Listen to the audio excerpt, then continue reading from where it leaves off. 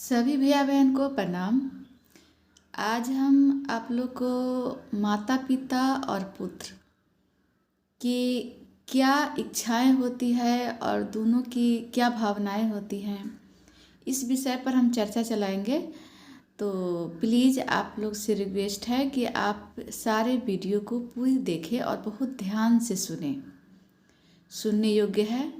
आप कहते हैं अज्ञानी होते हैं उन्हें समझाया सकता है, लेकिन जो अभिमानी होते हैं उन्हें समझाना बहुत कठिन होते हैं।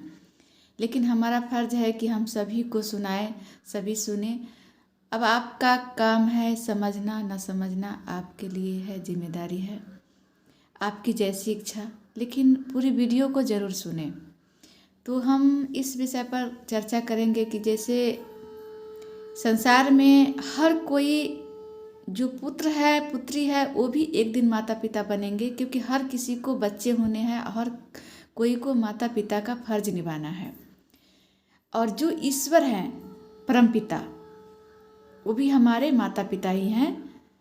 प्रकृति हमारी माता हैं, ईश्वर हमारे पिता हैं, क्योंकि प्रकृति का दिया हुआ हमारा ये शरीर है और आत्मा परमात्मा का है। तो ये दोनों हमारे माता पिता हैं। तो उनके अंतर आत्मा में क्या धारणा होती है और आप हमारे जो हम लोग माता पिता हैं उन्हें क्या होती है। तो पुत्र के लिए भावनाएं, पुत्र के लिए, पुत्र पुत्री के लिए भावनाएं माता पिता के अंदर क्या होती है, तो इस चीज़ को समझना बहुत ज़रूरी है। और संसार में सारे दुख का कारण यही है कि इंसान जीवन को समझते नहीं है कि इंसान को जीना कैसे चाहिए, क्या सही रास्ता है। लोग सिर्फ संसार के भोग विलास में डूब जाते हैं, लेकिन उसे उचित कार्य में अपनी समय निदान नहीं करते। तो इसी पर हम ये कहानी एक लेकर आए हैं कि जैसे एक माता पिता को एक से लेकर के अभी तो 10, 9, 8 ऐसे संतान होते हैं। बहुतों को, सभी को हम बता रहे हैं कि एक हो या 8, 10, 5 जितने भी हो, सबके प्रति एक माता पिता की भावनाएं एक जैसे होती है। सभी बच्चे के लिए एक जैसे दया, एक जैसे भावना, एक जैसे प्रेम सभी के लिए होते हैं, उनमें कोई भेदभाव नहीं होती। जैसे कि आप मान लीजिए कि एक माँ को 4-5 बच्चे हैं, तो लेकिन जीवन संसार में जो भी जीते हैं उनका अपना कर्म होता है, वो अपने कर्म से सुख और दुख भोगते हैं, अपने ही कर्म से। ईश्वर उसे नहीं बनाते, वो अपना कर्म खुद बनाते हैं और खुद ही कर्म से सुख दुख भोगते हैं। लेकिन बच्चे जब दुख भोगते हैं तो माँ बाप को बहुत तकलीफ होती है, भले ही उसका उतना अपना कर्म क्यों ना हो, लेकिन उसे तकलीफ ज़रूर होती है।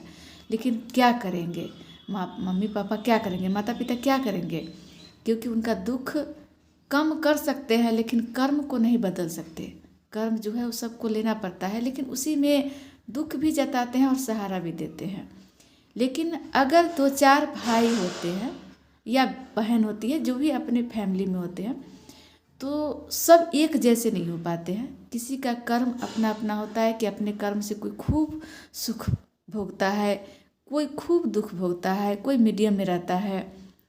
तो ऐसे होता है। तो मम्मी माता पिता जो होते हैं उनको जो बच्चे खूब खुशहाल है, खूब सुख भोगते हैं, उनको देख करके तो मन तृप्त रहबे करता है, खुश रहबे करता है। लेकिन जो बच्चे चाह के भी बहुत कर्म करते हैं, अच्छे कर्म अपना जनते हैं, ऐसा नहीं है कोई चाहते हैं कि बहुत कम ऐसे होते हैं जो चाहते हैं बैठ के खाएं। कर्म करते हैं, पढ़ते लिखते भी हैं, लेकिन उनके नसीब में ज़्यादा सुख भोगना, ज़्यादा धन की लाभ नहीं हो पाती है, तो वो दुख काटते हैं। तो लेकिन माता पिता को बहुत तकलीफ होती है। लेकिन इसमें क्या होता है कि एक ही माँ के 4-5 संतान जरूर हो जाते हैं, लेकिन सभी अपना अपना जीवन जीते हैं। इस संसार में सबसे बड़ा दुख का कारण यही है कि सब अपना अपना स्वार्थ में ज़िंदगी जीते हैं, वो किसी के लिए नहीं जीते।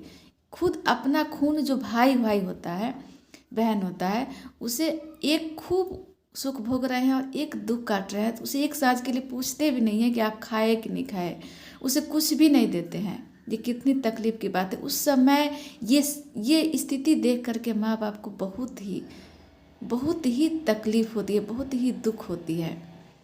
तो इसलिए इस बात को हम लोग समझते नहीं हैं। और इसी तरह जिस तरह कि हमारे एक माता पिता का संतान 2, 4, 5, 8 होते हैं, इसी तरह हमारे जो परम पिता हैं माता पिता, उनकी सारा सृष्टि जीव जंतु से लेकर के इंसान तक सभी उनके संतान हैं, सभी उनके दिए हुए हैं, अंश है।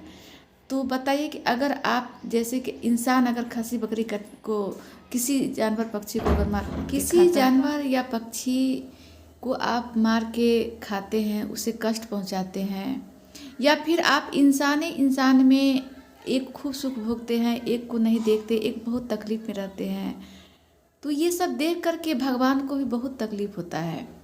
भले ही वो उसका कर्म नहीं बदल सकते, लेकिन जो ईश्वर भक्ति में लीन है उसका अंदर से दुख थोड़ा सा कम जरूर भगवान कर देते हैं। भले ही कर्म नहीं बदलते, कर्म जो है उसका सबको लेना ही पड़ता है, क्योंकि भगवान स्वयं ही अगर उनसे जो कर्म हुआ था तो वो खुद स्वयं लिए हैं, इसलिए इंसान को भी लेना पड़ता है। लेकिन एक चीज़ है कि अगर इंसान अगर ईश्वर भक्ति में बहुत ज़्यादा लीन है और उसका कर्म अगर पहले का खराब है तो थोड़ा सा दुख कम भगवान जरूर कर देते हैं, ईश्वर कम जरूर कर देते हैं। तो इस तरह से होता है। लेकिन इंसान खुद ही अपनी, नहीं कहते कि पाप का गठरी जो है वो जमा कर लेता है। अन्यथा इस संसार में जितने भी लोग हैं, जितने भी प्राणी हैं, उसे अपना अपना धर्म है कि वो सही रास्ता चुने, और वो सही रास्ता नहीं चुन पाते हैं। इसीलिए उन माता पिता परमेश्वर को बहुत ही तकलीफ होती है इस संसार में इंसानों को देख करके, कि जो इंसान स्वयं स्वार्थ जिंदगी जीता है, अकेले, उसके पास बहुत सारा कुछ है लेकिन वो किसी को देखता नहीं है। जहाँ तक कि अत्याचारी करना, अगर आपके पास बहुत सारा धन दौलत है तो आप जिसके पास कम है उस पर अत्याचारी करते रहते हैं, उसे नीच नज़र से देखते हैं, उस पर अजीब अजीब सा भावनाएं उसके लिए रहते हैं, उसका सम्मान नहीं करते। तो ये सब पाप ही है जो आप बटोर लेते हैं। लेकिन ऐसा नहीं है कि जिसके पास बहुत सारा धन दौलत सब कुछ हो जाता है वो सुखी ही रहता है। किसी न किसी अंग से, किसी न किसी चीज़ से, कोई पत्नी से, कोई बच्चे से, कोई शरीर से परेशानी उसके अंदर जरूर रहता है, दुख जरूर रहता है। भले पैसे की, धन दौलत की सुखी हो, लेकिन उसके कहीं ना कहीं से उसको दुख जरूर मिलता रहता है। और ये दुख का कारण यही है उसकी भावनाएं, उसकी आत्मविश्वास, उसका भावनाएं सही नहीं है, उसका सोच सही नहीं है। संसार में कोई गैर नहीं है। अगर एक माता पिता का सभी संतान है तो सभी एक जैसे हैं। इसी तरह ईश्वर के सारे सृष्टि, सारे संतान उनके लिए एक जैसे हैं।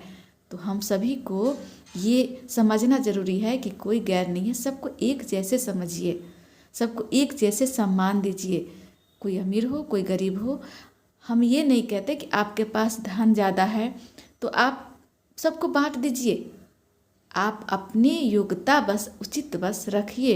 लेकिन आपके पास अपनों से कुछ ज़्यादा है, जिसके पास जितना ही है, जितना है उतने में, कोई बीमार है, किसी का बेटिया का शादी ब्याह करना है, किसी को खाने के लिए नहीं है, थोड़ा थोड़ा उसमें सहयोग कीजिए।